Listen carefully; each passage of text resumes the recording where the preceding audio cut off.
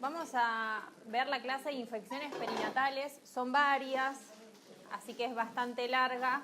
No voy a hablar mucho de lo que es netamente infectológico, sino más bien lo que está aplicado al embarazo y al recién nacido, como para que les sea más útil. En primer lugar, dentro de lo que son las infecciones perinatales, nosotros agrupamos aquellas infecciones que son transmitidas de la madre al hijo, ya sea en el embarazo, en el parto o en los primeros días del puerperio. Lo que hay que evaluar es el tipo de transmisión. Existen 3 tipos de transmisión: la intrauterina, la perinatal y la postnatal. En el caso de la intrauterina, generalmente se produce por vía hematógena y transplacentaria y puede ocurrir en cualquier momento del embarazo. Lo más importante es que cuando ocurre tempranamente en el embarazo, generalmente produce daños estructurales, y en el caso de que ocurra más tardíamente, son las que suelen ser un poco más sintomáticas y pueden desarrollar secuelas tardías. En el caso de lo que es la perinatal, es la que ocurre inmediatamente o al inicio del parto, durante el parto, y puede ser por vía hematógena o por vía vaginal ascendente. Y en el caso de lo que es la postnatal, es la que se produce luego del parto. Por ahí no es tan frecuente, se puede producir por lactancia materna, se puede producir por el contacto del recién nacido con algunos adultos, con las NERS. Después lo vamos a ver, por ejemplo, en el herpes. Dentro de los agentes etiológicos, nosotros los agrupamos dentro de lo que se llaman las TORCH, que incluyen la toxoplasmosis, la rubiola, el citomégalo, el herpes, y se fueron incorporando otros agentes en el caso de sífilis, HIV, Chagas y la hepatitis, tanto la B como la C, y varicela. En el caso de lo que son la prevención en el embarazo, como todo, siempre la prevención se basa en principio en lo que es la educación para inculcar buenos hábitos. El tamizaje sistemático, y eso es importante. Muchas de estas infecciones nosotros podríamos prevenirlas si hiciéramos una evaluación preconcepcional, que sería lo ideal. Acá no pasa, la mujer ya llega embarazada, pero nosotros podríamos hacer un estudio preconcepcional y buscar algunas de estas infecciones y prevenir el desarrollo en el embarazo con toda la repercusión que eso tiene. Y las inmunizaciones, que también estarían buenos que uno pudiera hacerlo, obviamente, las que corresponden a la infancia, pero en el estudio preconcepcional también. Yo las agrupé de acuerdo al agente etiológico. Dentro de lo que son las infecciones bacterianas, las dos que son más importantes van a ser la sífilis y lo que es la infección por el estreptococo del grupo B. Tuvieron la clase de control prenatal, ¿no? En algún momento les hablaron de cuándo se piden las serologías en el embarazo. Si quieren anotar, porque eso no está puesto, y es como para que lo sepan. Nosotros del control prenatal pedimos hepatitis C y Chagas, tiene que ser una del embarazo, con lo cual si ustedes piden la serología en el primer control, ese resultado les alcanza, no hace falta que lo repitan a lo largo del control prenatal.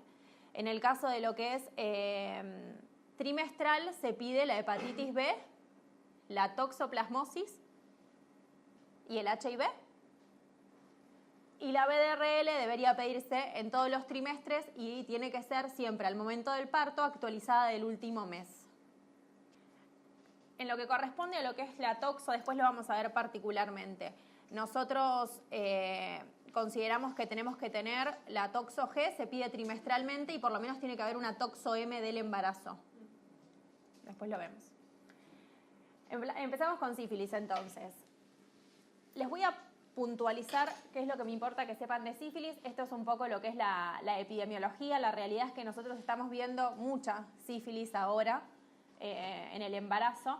Un concepto que es importante es este, que es el de sífilis congénita, que se la define de 3 maneras, de 4. Se podría decir que es cualquier nacido vivo o muerto o resultado de un embarazo, porque puede ser una bebé espontáneo, cuya madre tiene evidencia clínica de sífilis, sea porque tiene una úlcera genital o porque tiene lesiones que son compatibles con una sífilis secundaria o porque tiene una prueba treponémica positiva o reactiva, o una no treponémica reactiva durante el embarazo, parto o puerperio y no fue tratada adecuadamente. Esa es una de las formas de definir la sífilis congénita. Otra manera es ya cuando vos tenés el recién nacido con títulos de una prueba no treponémica que cuadruplica el valor del título de la madre. La otra forma de definirlo es cualquier recién nacido con manifestaciones clínicas de sífilis congénita, y después también se puede definir como cualquier producto del nacimiento en el que se comprueba la presencia del treponema por campo oscuro o inmunofluorescencia. Con respecto a la transmisión, se describe entonces lo que es la transmisión por vía transplacentaria, que se puede producir durante cualquier momento del embarazo, así como también durante el parto. Generalmente la transmisión se produce durante la fase secundaria. Nosotros, de todas las embarazadas que vemos con sífilis, en general son en fase secundaria, no llegamos a encontrar una sífilis primaria cuando hacemos el diagnóstico. Y muchas veces se manifiesta con abortos, se observa el 40% de abortos o fetos muertos y disminuye lentamente en las etapas más avanzadas de la infección materna. Y el riesgo de transmisión se plantea como mayor en el tercer trimestre del embarazo.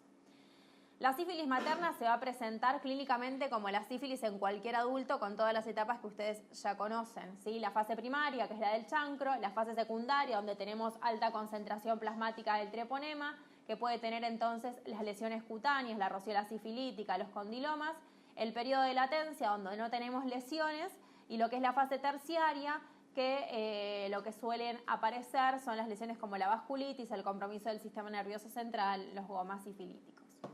Con respecto a lo que es la sífilis congénita, nosotros dijimos que hay un pasaje transplacentario y de acuerdo a la repercusión que tiene se puede dividir en lo que es una sífilis temprana, que es la que repercute al bebé en los primeros 2 años de vida, y la tardía, que es la que se produce después de los 2 años.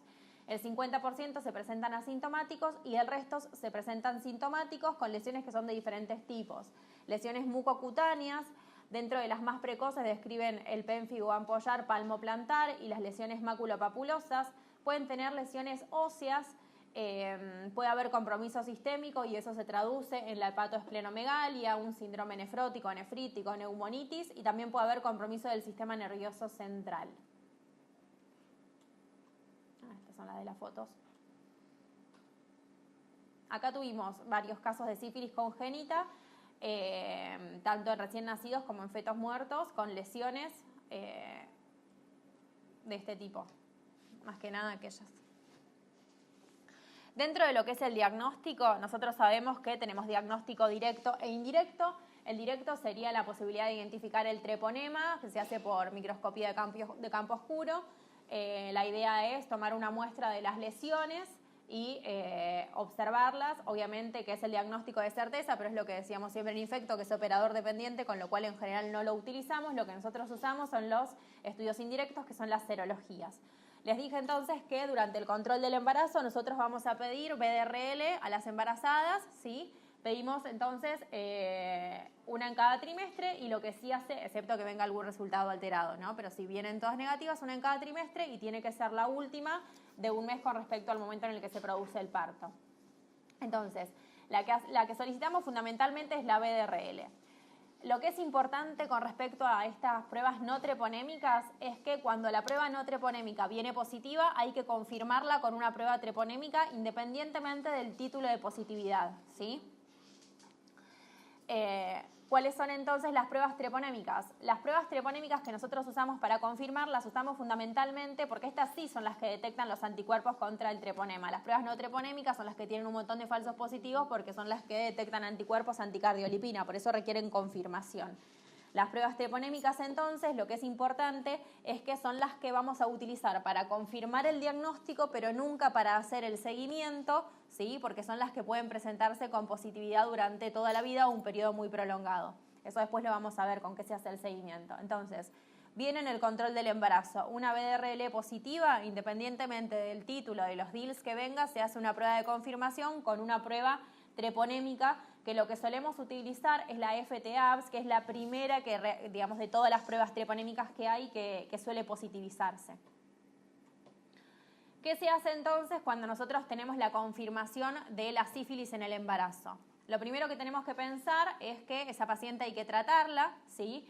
Y para poder establecer el tratamiento, si bien el tratamiento es con la misma droga, la cantidad de dosis van a estar condicionadas por el tiempo de diagnóstico de esta sífilis que nosotros tengamos. Si nosotros tenemos certeza de que esta sífilis tiene menos de 2 años de evolución, el tratamiento será con 2 dosis, y si es de más de 3 años de evolución o se desconoce el momento de adquisición de la sífilis, es de 3 dosis. Toda mujer entonces embarazada que tenga sífilis se va a tratar con la misma droga y la misma dosis, ¿sí? Que es penicilina G-benzatínica, 2.400.000 unidades intramusculares, que se administran en forma semanal. Lo que cambia es el número de dosis de acuerdo al tiempo de evolución de esa sífilis. Si esa sífilis data de hace menos de 2 años, con 2 dosis separadas por 1 semana cada una alcanza. Como nos pasa con nuestras pacientes que no sabemos el tiempo de adquisición de la sífilis, solemos dar 3 dosis semanalmente. ¿Y esto por qué es importante? Porque de acuerdo al tratamiento que nosotros hayamos hecho durante el embarazo, va a condicionar que a nosotros al recién nacido tengamos que tratarlo o no. ¿Y cuándo decidimos tratarlo? Cuando el tratamiento no es el adecuado. Para decir que una mujer embarazada que tiene sífilis se trató de manera adecuada, se tiene que haber tratado sí o sí con la penicilina G benzatínica, tiene que haber sido en la dosis adecuada, que son las 2.400.000 unidades que se administran semanalmente. La dosis, dijimos, la cantidad de dosis va a depender de acuerdo a el tiempo de evolución que tenga esa sífilis. Y lo que es importante es que la última dosis de penicilina la paciente la haya recibido hace más de un mes con respecto al momento del parto. Si cumple con esos 3 requisitos, entonces ese recién nacido, la mamá recibió un tratamiento adecuado y no hace falta que reciba tratamiento. Cuando esto no pasa, el recién nacido tiene que recibir 10 días de tratamiento antibiótico. ¿Se entendió eso? Sí. El tratamiento es con penicilina, ¿sí? Está descrita la utilización de ceftriaxona como una alternativa válida, pero la realidad es que como a nosotros nos condiciona el tratamiento que hacemos en la mamá para saber si tenemos que tratar al recién nacido y el único tratamiento adecuado para lo que es el recién nacido es que la madre haya recibido penicilina, por más que la ceftriaxona se haya descrito, no nos sirve, ¿sí? Por eso es que las pacientes que son alérgicas a la penicilina hay que hacer desensibilización, no es que tenemos otra alternativa mejor, ¿sí? Acá está descrito igual como es el tratamiento del recién nacido, está descrita la dosis, nada más. ¿Cómo se hace el seguimiento? Lo más importante entonces, lo que yo les dije es, el seguimiento nosotros lo hacemos con la BDRL, no lo hacemos nunca con las pruebas treponémicas porque son las que se mantienen positivas de por vida o durante mucho tiempo. Entonces, el seguimiento es con una BDRL que lo hacemos mensual hasta el momento del parto. ¿Qué es lo que suele pasar con esa BDRL? En los primeros 3 meses de iniciado el tratamiento, los títulos suelen ser estables y pasados los 6 meses deberían descender. Cuando los títulos están aumentados en 1 o 2 DILs, en general nosotros repetimos la prueba, ¿sí? Para ver qué es lo que pasó si es que se reinfectó. ¿Se entendió, sífilis? Bueno. La otra infección bacteriana que me importa que sepan es esta, que es la infección por el estreptococo beta hemolítico del grupo B. Lo primero que nosotros tenemos que saber es que el estreptococo forma parte de la flora normal del aparato gastrointestinal y genitourinario. Fuera del embarazo, la aportación del SGB no tiene implicancia patológica, ¿sí? Probablemente muchos la aportamos y no necesariamente van a requerir tratamiento por eso.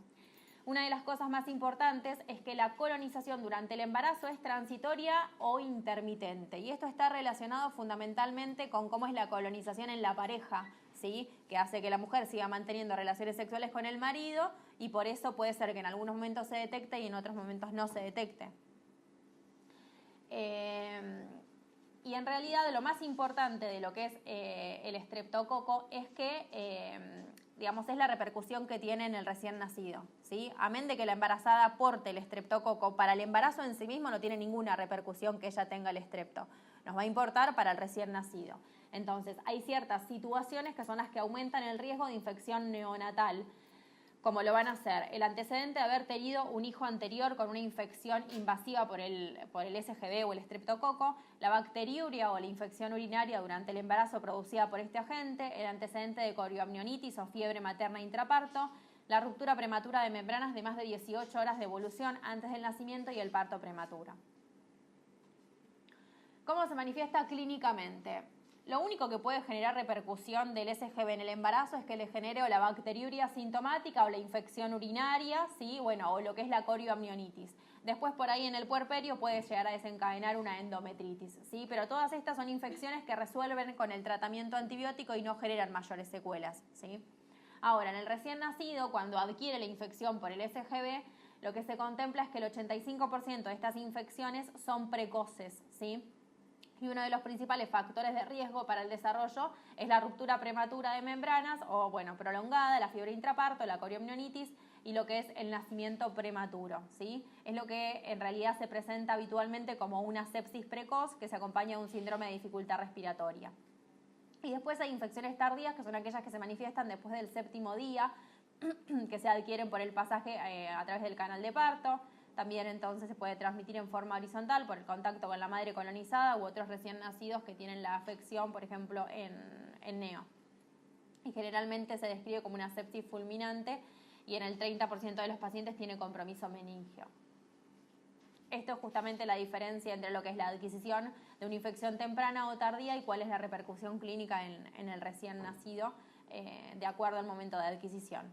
Que habitualmente cuando es en la primera semana de vida genera la sepsis con el síndrome de dificultad respiratoria y cuando es tardía genera esta sepsis descrita como fulminante o meningitis en algunos casos.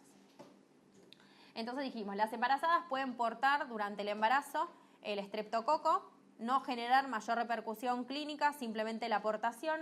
Nos importa sí hacer el diagnóstico porque en algunos casos puede dar algún tipo de sintomatología y desencadenar una infección urinaria, siempre contemplando un embarazo normal, ¿sí? Ya cuando hablas de coriomionitis, hablas que algo pasó por lo cual la paciente rompió la bolsa, pero una paciente que en el control prenatal ustedes le piden el estreptococo y le viene positivo, si la paciente está sintomática no se va a tomar ninguna conducta, ¿sí? Hasta el momento del parto. ¿Está bien? No tiene repercusión en la madre excepto que esté sintomática. Dentro de lo que es el control prenatal, ustedes habrán visto que así como se pide en laboratorios trimestralmente, se pide urocultivo de control en cada uno de los trimestres. Puede ser que dentro del urocultivo venga una E. coli, pero puede ser que te venga el SGB, ¿sí? Ese no es el estudio de rutina para la detección del SGB, ahora lo vamos a ver, pero puede ser que sea un hallazgo dentro de lo que es el urocultivo. Y en ese caso lo que es importante es que es un signo de colonización materna de alto inóculo, ¿sí? ¿Por qué les cuento esto? Nosotros cuando tenemos que hacer el diagnóstico de la aportación del estreptococo lo hacemos entre la semana 35 y 37 con el hisopado. No sé si se los contaron. Bueno, debería ser un doble hisopado, ¿sí? Un hisopo es el que se pasa por lo que es el introito, la vagina, un poco la vulva, y después otro hisopo es el que se pasaría por la zona del recto, ¿sí? Dijimos entre la semana 35 o 37 con 5 semanas de validez, ¿sí? Nosotros lo hacemos como la colonización por el SGB, yo se las describí como transitoria, como intermitente, ¿sí? Nosotros lo hacemos en el momento cercano al parto, ¿está bien? Ahora, si yo tengo un hallazgo del SGB en el urocultivo, eso te habla de que es alto inóculo, con lo cual no hace falta que yo le haga después el hisopado, porque si ya el urocultivo me vino positivo es porque tiene una colonización machaza, no me va a aportar que yo después le haga el SGB, ¿sí? Entonces, si en el control prenatal a lo largo del embarazo el uro les vino positivo para SGB, esa paciente ya es portadora. No le hace la diferencia que cuando llegue la semana 35 yo le tome el hisopado, ¿sí?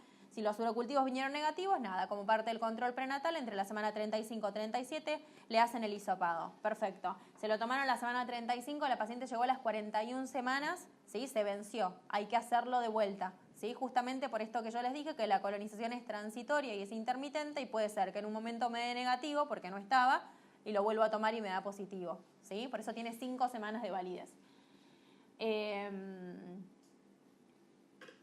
Ahora, vieron que yo les conté cuáles eran algunos de los factores de riesgo para la infección en el recién nacido y uno era este. Las mujeres con antecedente de infección urinaria o bacteriuria por SGB y aquellas con antecedente de un hijo con una infección invasiva por SGB no requieren nuevos cultivos, ¿sí? Entonces, dijimos, toda paciente con un control prenatal normal, entre la semana 35 y 37 le pido el SGB, que es el del hisopado. Ahora, hice el control prenatal de una paciente cualquiera, me vino el uro positivo, previo a las 35 semanas, listo, esa paciente ya es portadora, no hace falta que le pida el SGB. Ahora, viene la paciente al control prenatal y es una paciente que refiere el antecedente de haber tenido un bebito que nació con una infección por el SGB, ponele que se tienen suerte y se las describe, listo, a esa paciente no le voy a tomar el cultivo, ya la tomo como portadora de SGB, ¿se entiende? Por eso está escrito eso así. Con respecto a lo que es el tratamiento, el SGB se describe como sensible a la penicilina, a la ampicilina, ¿sí? Que son los tratamientos antibióticos de elección. Ahora, yo les conté que la mujer embarazada puede ser portadora de SGB y eso no tiene implicancia clínica para el embarazo. No voy a hacer nada con que sea portadora. Ahora, si la paciente es sintomática y tiene una infección urinaria por SGB, la tengo que tratar. Y ese tratamiento se hace con amoxicilina vía oral, ¿sí? 500 miligramos cada 8 horas por 7 días. Esa es la única situación en la cual vos tratarías a una embarazada que tiene portación de SGB, pero que le está dando una infección urinaria. Si no, la portación no se trata. Ahora, hay un concepto importante, que esto es una de las cosas más importantes del SGB y que tienen que saberla, que es la profilaxis intraparto, ¿sí? Entonces, toda paciente que tenga de su control prenatal el cultivo de SGB positivo va a requerir la profilaxis intraparto, ¿sí?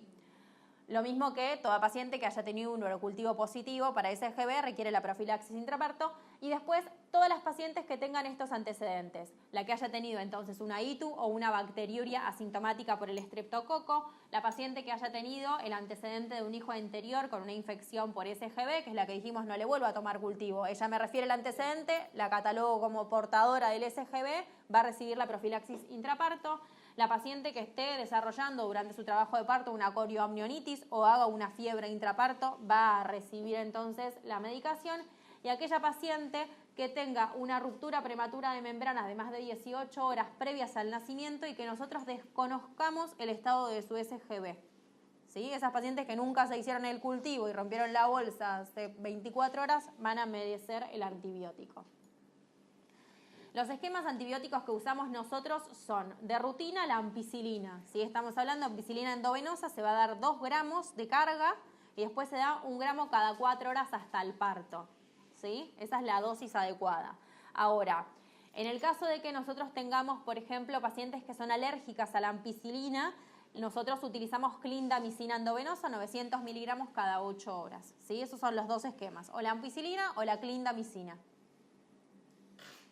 ¿Se entendió SGB? Sí.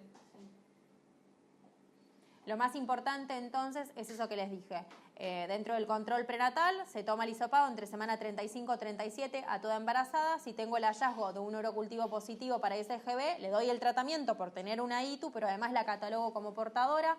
Las pacientes que hayan tenido los antecedentes de infección en un recién nacido por SGB ya son portadoras, no hace falta que les tome cultivo. ¿Y quiénes son las pacientes que ameritan la profilaxis intraparto con la ampicilina o la clindamicina? ¿Sí? Con respecto al HIV, bueno, dijimos entonces como la mayor parte de las infecciones perinatales se puede transmitir en forma, digamos, intrauterina durante el trabajo de parto e inclusive en el posparto. En el posparto está asociada a la lactancia, pero claramente ya saben que la lactancia se inhibe en el HIV. Una de las cosas más importantes para nosotros es la carga viral materna durante el embarazo, que es uno de los factores que nos va a predecir el riesgo de infección perinatal, ¿sí? Sabemos entonces que con cargas virales menores a las 1000 copias nosotros permitimos el parto, ¿sí? Lo ideal sería llegar a una carga viral indetectable. Con respecto al diagnóstico, les dije, del control prenatal nosotros hacemos serología de HIV en todos los trimestres, ¿sí? 1 por trimestre le pedimos el HIV. Ahora, paciente que no tiene control prenatal o paciente que no tiene el HIV actualizado, nosotros deberíamos pedir un test rápido de HIV, ¿sí? Acá en general con un HIV del embarazo, ¿sí? Entra en trabajo de parto y se pide el HIV al día siguiente, no se pide un test rápido, solo se pide test rápido a la paciente que o tiene conductas de riesgo o la que no tuvo control durante todo el embarazo.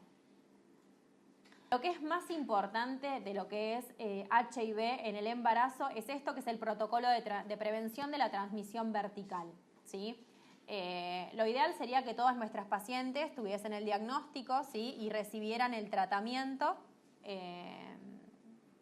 antirretroviral. La mayor parte de los tratamientos incluye la acidobudina, ¿sí? Lo que es importante con respecto a lo que es el protocolo de prevención de la transmisión vertical es esto que yo acá les puse como intraparto, ¿sí? Todas nuestras pacientes deben recibir el acetate endovenoso.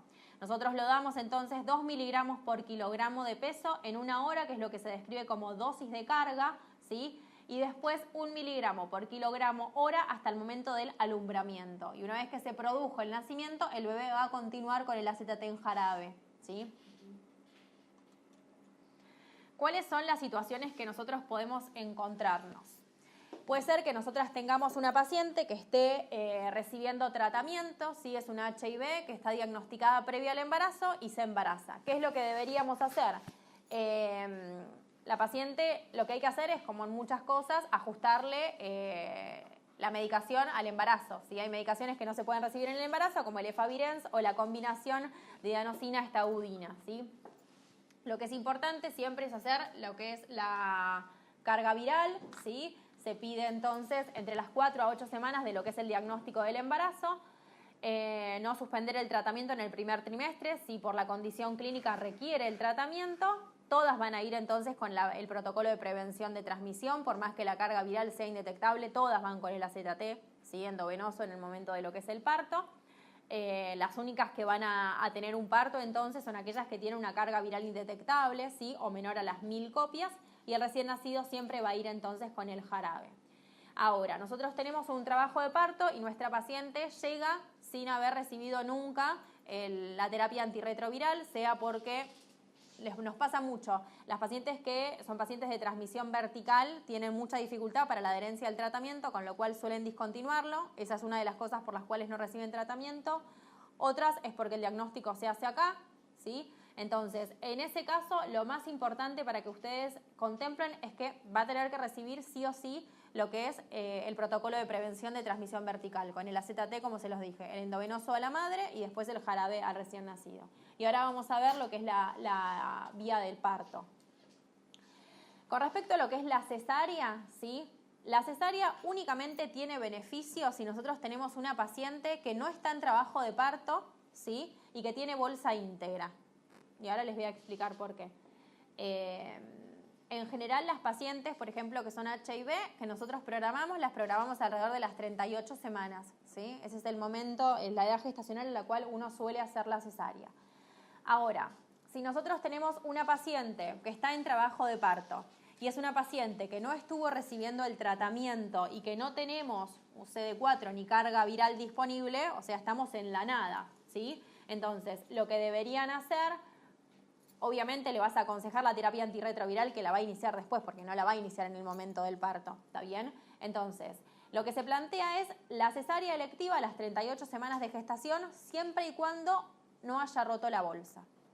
Si rompió la bolsa y lleva más de 4 horas de bolsa rota, que yo le haga cesárea no le cambia absolutamente nada, porque ya pasó mucho tiempo y el contacto ya lo tuvo. O sea que el beneficio es de la cesárea antes de las 4 horas de bolsa rota. ¿Sí? Ese concepto es importante. No es que porque es HIV opero a todas, porque si tiene la bolsa rota hace 2 días, ya está. El momento oportuno de haberla hecho para prevenir el contagio ya lo pasó. Todas van a ir con la profilaxis antibiótica, como va cualquier cesárea, y van a ir con el AZT exactamente de la misma manera.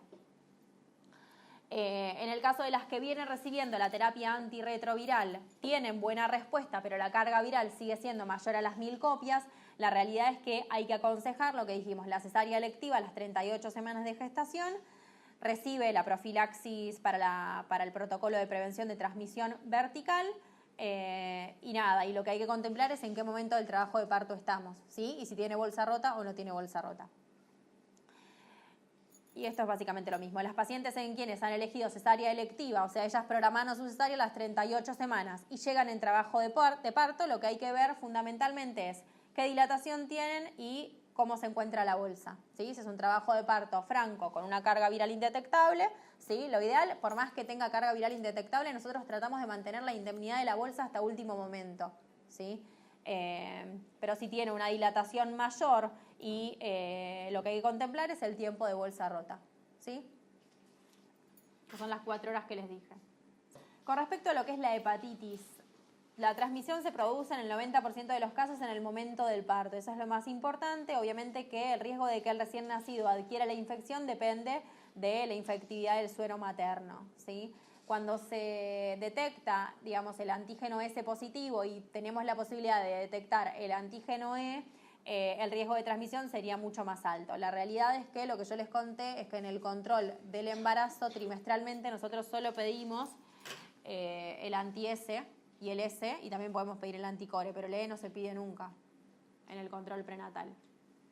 Ahora, nosotros detectamos que la madre es una hepatitis B positiva, lo que hay que hacer entonces con el recién, o sea, durante el embarazo no le van a hacer nada a la madre, ¿está bien? Lo que vamos a hacer es en el momento del nacimiento, el recién nacido va a recibir la vacuna en las primeras 12 horas de vida y antes de que transcurran las primeras 72 horas va a recibir la gamma globulina. En el caso de que en el momento del nacimiento nosotros no tengamos la posibilidad de hacer una serología de hepatitis, ¿sí? Porque es un embarazo sin control y no pudimos hacerle trimestralmente la hepatitis, entonces lo que hacen es aplicar la dosis de la vacuna al nacer y se le pide la serología de la hepatitis a la madre y si da positivo le agregan la gama, ¿sí? Nos pasa mucho que acá no hay reactivos, cuando no hay reactivos, ante la falta directamente le dan la vacuna y después si hay reactivos le dan la gama si da positivo. Y si nunca hay reactivos, también le dan la gama. O sea, ante la falta te comportás como si fuera positivo. ¿Está bien? Con respecto a lo que es el herpes, una de las cosas más importantes es que hay excreción asintomática del virus, ¿sí? El recién nacido, en la mayor parte de los casos, el contagio se produce durante el momento del parto por exposición directa al virus, ya sea porque contacta con lesiones o por lo que son las secreciones, ¿sí? Y luego del nacimiento, el 10% se produce entonces por contacto con lesiones orales o con las manos, es lo que les dije inicialmente, ¿sí? Fundamentalmente con las NERS y el manejo del recién nacido. El mayor riesgo entonces lo observamos en las madres que cursan la primoinfección en lo que es el periparto. Hay una serie de factores que aumentan el riesgo en una madre portadora del virus de lo que es la infección perinatal, que es que tenga una RPM, que tenga lesiones en los genitales externos, que haya instrumentación intrauterina, ¿sí? Tanto lo que es el forceps, la ruptura artificial de membranas y el parto prematuro. Con respecto a la clínica, en lo que es la madre, ¿sí? La primoinfección materna habitualmente se manifiesta con disuria, úlceras genitales y en algunos casos pueden tener síntomas sistémicos que son bastante inespecíficos, fiebre, malestar general. Y en lo que es la reactivación, la particularidad es que las lesiones aparecen en la misma localización, pero son menos sintomáticas y suelen involucionar más rápido. En el recién nacido, generalmente nosotros vamos a observar las manifestaciones clínicas en las primeras 3 semanas de vida. Inicialmente los síntomas son inespecíficos, lo más frecuente es la presencia de lesiones que pueden estar en la piel, en los ojos, en la boca y en las mucosas. Puede haber infecciones diseminadas con signos y síntomas que son indistinguibles de lo que es la sepsis bacteriana. Se puede manifestar como un síndrome febril sin foco. Hay una tríada característica de herpes en el recién nacido que es la que presenta las lesiones en piel, las alteraciones oculares como la coriorretinitis y la queratoconjuntivitis y el compromiso del sistema nervioso central, ¿sí? En algunos casos también obviamente puede desencadenar lo que son los abortos espontáneos, ¿sí? Acá estamos hablando de los que llegan a término. Con respecto a lo que es el diagnóstico, tenemos diagnóstico directo y tenemos el diagnóstico indirecto, ¿sí? A diferencia del resto de las infecciones que hablamos hasta ahora, que nosotros hacemos fundamentalmente el diagnóstico por serologías, la realidad es que es bastante limitada la utilización de serologías durante el embarazo. En general nosotros el diagnóstico lo hacemos clínico y después entonces directo con la interconsulta de infecto. ¿Cómo se hace el tratamiento? El tratamiento se hace con aciclovir. La primoinfección vamos a dar entonces a la madre vía oral 200 miligramos cada 5 horas durante 7 días o 400 cada 8 como en cualquier persona no embarazada. La recurrencia es igual, pero el tratamiento es más corto, es por 5 días y después se puede hacer profilaxis secundaria para prevenir las recurrencias que se hace con 200 miligramos cada 12 horas. Con respecto a lo que es la vía de parto. Para poder determinar si la paciente puede parir, lo que hay que ver es si tiene lesiones activas, ¿sí? La paciente que tiene lesiones activas y que entra en trabajo de parto va a operarse, ¿sí? Lo mismo que la paciente que tiene lesiones activas y tiene ruptura prematura de membranas. Ahora, pasa algo parecido como en el HIV. Lo que nosotros tenemos que ver es el tiempo de ruptura de membranas, ¿sí? Acá si pasaron más de 6 horas no tiene beneficio que yo la opere. Así como les dije en el HIV, si pasaron más de 4 horas no tiene beneficio que la opere porque el contagio va a pasar igual, se va a desencadenar igual, ¿sí? Con respecto a lo que es el citomégalo, lo que es importante es que tanto la primoinfección como las reactivaciones pueden dar infección fetal. Obviamente que la probabilidad de la infección fetal es más frecuente y más grave durante la primoinfección y lo que hay que contemplar es que puede alterar tanto el desarrollo embrionario y fetal, dar muerte fetal, dar restricción de crecimiento intrauterino, hidrops, sepsis, microcefalia, hidrocefalia, coriorretinitis, ¿sí? Las vías de transmisión, siempre las mismas, pueden ser intrauterina, la vía transplacentaria, puede ser al momento del parto o puede ser posparto a través de la lactancia. Y la vía más importante y riesgosa para desencadenar el síndrome fetal siempre es la transplacentaria en este caso. Con respecto a las manifestaciones clínicas, lo que nosotros sabemos es que solamente el 10% de los recién nacidos son sintomáticos, el 90% se presentan asintomáticos. En el caso de los que nacen asintomáticos, lo más frecuente es que desarrollen en forma tardía la pérdida de la audición y trastornos del desarrollo. Y los que son sintomáticos, que son solamente el 10%, pueden presentar hepatoesplenomegalia, petequias, ictericia, microcefalia. Sí, acá están descritas todas las alteraciones que puede tener el neonato.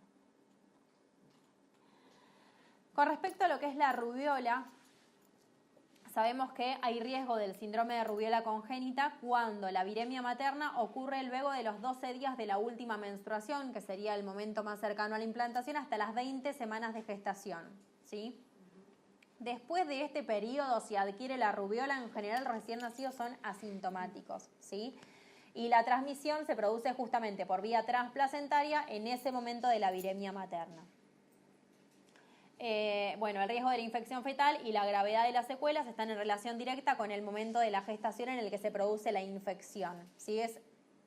Ahora lo van a ver que es invertido con lo que pasa en la toxoplasmosis. Acá, cuanto más precoz es la infección durante el embarazo, es más frecuente que la transmita al feto y es más grave el compromiso. Lo ideal, en el caso de la rubiola, es que nosotros pudiésemos tener la evaluación preconcepcional, ¿sí? Saber si la mujer estuvo vacunada, ¿sí? Y en el caso de que esté buscando embarazo, darle la vacuna y que lleguen las mejores condiciones a embarazarse. Por eso toda mujer en edad fértil debería conocer su estado inmunitario frente a la rubiola y vacunarse si tiene serologías negativas. En general nosotros no pedimos rubiola como parte del control prenatal. La rubiola se pide solamente en casos particulares, ¿sí? Acá está descrito que lo ideal sería en el control obstétrico, si la paciente dice que no tuvo el antecedente y serológicamente es negativa, pedírselo. Si no tuvo el antecedente, perdón, y no está vacunada, pedírselo. Este cuadro resume todo lo que son las manifestaciones clínicas de lo que se llama el síndrome de rubiola congénita, ¿sí? Se los voy a contar. Con respecto a lo que es la varicela, lo más importante de la varicela es esto. Cuando la embarazada adquiere la varicela, hay dos momentos que son de riesgo para el feto. Si adquiere la varicela en las primeras 20 semanas de gestación, porque hay riesgo del síndrome de varicela congénito, pero miren que es de un 1 a un 2%. O en el periparto. En el periparto serían los 5 días previos al parto y los 2 días posteriores al parto por el riesgo de producir una infección diseminada que produce muerte en el 30% de los casos si no lo tratamos. Clínicamente entonces puede desencadenar lo que se llama el síndrome de varicela congénita, la varicela neonatal, la enfermedad diseminada y después el herpes zóster como en el adulto.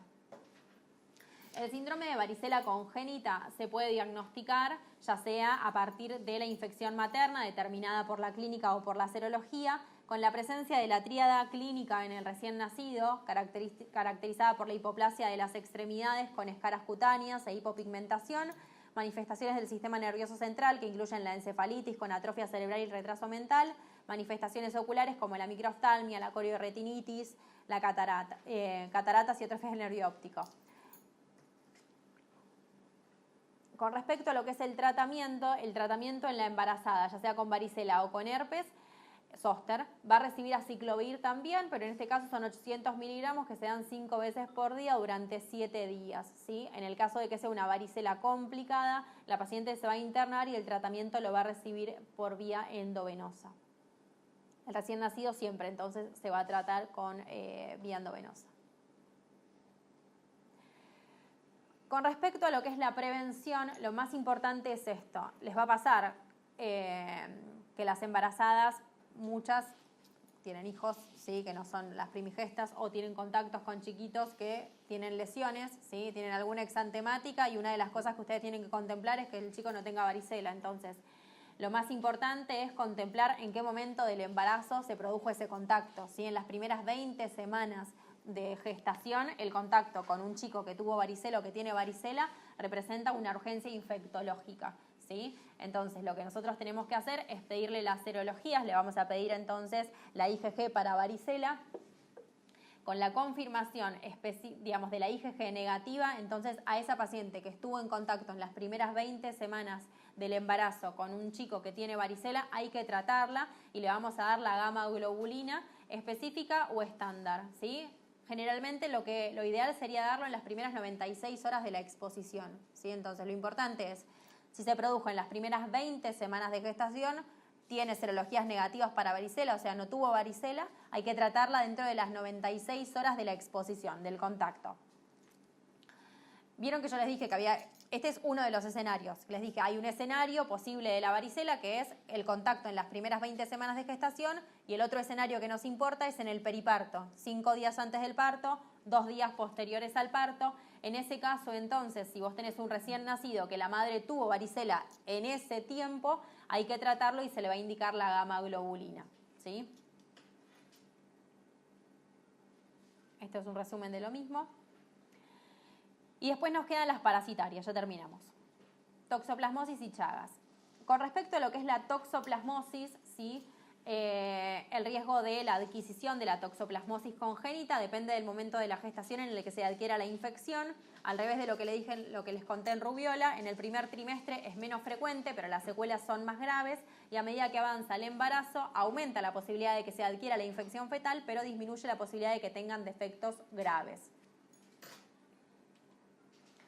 Clínicamente nosotros podemos tener la forma asintomática y la forma asintomática. Lo más frecuente es la que se presenta de manera asintomática. Cuando tiene manifestaciones clínicas puede ser una infección neonatal, una infección grave, puede tener secuelas o una recaída de una infección no diagnosticada. La tríada clásica en el recién nacido incluye la corioretinitis, las calcificaciones cerebrales y la hidrocefalia. Después están descritas otras alteraciones y manifestaciones neurológicas, calcificaciones intracraneales diseminadas, convulsiones, microcefalia. Lo que yo les resalté es lo más importante de cada una de las afecciones de los recién nacidos. Lo más importante entonces con respecto a lo que es la toxo tiene que ver un poco con esto que es lo del diagnóstico. Toxoplasmosis, nosotros hacemos el diagnóstico por métodos indirectos, lo vamos a hacer por serologías. Yo les dije que en cada trimestre del embarazo nosotros vamos a pedir una IgG y por lo menos del control prenatal tiene que haber una IgM. Lo más importante es que ustedes contemplen que las muestras de IgG que se toman son muestras pareadas. Eso quiere decir entonces que se hacen 2 extracciones que están separadas por 10 o 14 días y que se procesan en forma simultánea. Y lo más importante es que nosotros hayamos podido pedir la primera muestra antes de las 12 semanas de gestación, ¿sí? ¿Por qué? Porque nosotros vamos a hacer el diagnóstico por el aumento de los títulos de IgG en esas 2 muestras, ¿sí? O por lo que es seroconversión. Entonces, tenía una IgG negativa y después entonces se produce la positivización. Lo más importante es que los títulos de la IgG tienden a aumentar en los primeros 2 meses de la infección. Ahora, yo pido la IgG durante lo que es el control prenatal y pido la IgM. La realidad es que la IgM sola para el diagnóstico de infección aguda no me alcanza, ¿sí? Porque en realidad los métodos para la detección de la IgM tienen baja sensibilidad, pero además la IgM se mantiene positiva por lo menos durante 1 año con respecto a lo que es el momento de la infección aguda, así que no necesariamente me está marcando infección aguda, ¿sí? Ahora, la IgM medio negativa tiene alto valor predictivo negativo, con lo cual descarto la infección aguda en los últimos 5 meses por lo menos. Entonces, yo pedí el control prenatal, las toxo, me viene una toxo G positiva, ¿sí? Lo que tengo que ver es cómo me vino la M. Una toxo G positiva con una M negativa, fundamentalmente en el primer trimestre, me da la pauta de que eso es una infección pasada, así que me quedo tranquila, ¿sí? Con lo cual no haría falta que yo le repitiera la M a lo largo del embarazo, está bien porque esa paciente tiene anticuerpos, con lo cual no pasa nada. Ahora, tengo una toxo G positiva y me viene una M positiva, yo les digo, tiene falsos positivos la M, ¿sí? Yo les dije que puede persistir positiva durante 1 año, con lo cual no necesariamente tiene una infección aguda. Entonces, en ese caso, lo que tengo que hacer es fundamentalmente el test de avidez. En el test de avidez nosotros lo que evaluamos es la afinidad que tienen los antígenos por los anticuerpos. Lo que describe el test de avidez es que fundamentalmente con el paso del tiempo la unión entre ambos se hace cada vez más estable. Entonces cuando el test de avidez les da francamente positivo es porque hace mucho que están unidos esos antígenos anticuerpos. Entonces da la pauta de que es una infección pasada, ¿sí? Esto resume exactamente lo mismo. Con respecto a lo que es el tratamiento, lo más importante es que las pacientes que tienen una infección aguda durante el embarazo tienen que recibir tratamiento porque es la única forma de prevenir el daño fetal. Hay 2 esquemas de tratamientos descriptos. El primer esquema, que es el que tiene mayor eficacia terapéutica, es el de la pirimetamina y sulfadiazina, que va con ácido folínico. Este es un esquema que no se puede administrar durante todo el embarazo, tiene bastantes secuelas hematológicas, con lo cual nosotros solemos administrarlo únicamente en el segundo trimestre del embarazo, ¿sí? Ya que en el primer trimestre está contraindicada la pirimetamina porque está asociada a efectos teratogénicos, y la sulfadiazina estaría contraindicada en el tercer trimestre por el riesgo de kernicterus. Entonces lo complementamos con la espiramicina, que se da 3 gramos día en 3 dosis, ¿sí? Y ahí esto se lo recalqué porque va con ácido folínico y no con ácido fólico, ¿sí? El esquema de tratamiento. Y el recién nacido, que sea asintomático con diagnóstico de toxo, también tiene que recibir el mismo tratamiento: pirimetamina, sulfadiazina y ácido folínico, y después se le van agregando otras cosas. Con respecto a la prevención de lo que es la toxoplasmosis, van a leer todo esto y yo solamente menciono al gato en la última parte, ¿sí? Porque en realidad la embarazada que adquiere la toxoplasmosis, en la mayor parte de los casos no la adquiere por el contacto con el gato, sino la adquiere por lo que son los hábitos de higiene de la alimentación, ¿sí? Todo lo que es la contaminación y la contaminación cruzada, la carne cruda con vegetales frescos, la mala higiene. O sea que cuando ustedes durante el control prenatal pidan la serología para toxoplasmosis y esta venga negativa, no se pueden quedar ahí. Lo que tienen que hacer entonces es hablar con una paciente que es susceptible de adquirir la toxo en el embarazo, con lo cual tienen que darle todas las recomendaciones para que no la adquiera, ¿sí? Lo ideal sería que la adquiriera antes, pero como no pasa, entonces tienen que explicarles fundamentalmente que no, o sea que una de las cosas más importantes es la higiene de las verduras. Entonces el consejo sería que no comieran verduras en lugares donde no saben las condiciones de higiene, ¿sí? Verduras de hoja fundamentalmente. Bueno, y nos queda el Chagas, que es la más fácil. En general, la mayor parte de las embarazadas que nosotros hacemos el diagnóstico de Chagas son aquellas entonces que se infectaron cursando la fase crónica indeterminada de la infección, ¿sí? Ustedes se acuerdan que tiene una fase aguda, después tiene la fase crónica indeterminada y la sintomática. La mayoría entonces la adquiere durante la fase indeterminada. Es poco frecuente que haya recién nacidos con Chagas congénito. Está descrito en el 1% de los casos y clínicamente se manifiestan por bajo peso o un parto prematuro o hepatoesplenomegalia, hipotonía muscular, fiebre. No es lo más frecuente, ¿sí? ¿Cómo se hace el diagnóstico? Yo les conté en el control prenatal, la serología de Chagas, dijimos, alcanza una del embarazo, pero lo más importante es que sea por 2 métodos distintos, ¿sí? Tiene que ser sí o sí por 2 métodos distintos. Un Chagas positivo por un único método no me alcanza para hacer diagnóstico. Con respecto a lo que es el tratamiento en el embarazo no se aplica, ¿sí? Las drogas que se utilizan para el tratamiento están contraindicadas en el embarazo, con lo cual a la madre no se la trata, sí se le hace el seguimiento, se la manda al cardiólogo para todo el control cardiológico, pero no se le hace tratamiento, sí se trata al recién nacido. Nada más. ¿Alguna duda? Yo les resalté cuáles son las partes más importantes de las clases, porque la verdad es que son un montón de infecciones y por ahí se mezclan bastante, pero creo que está puesto todo.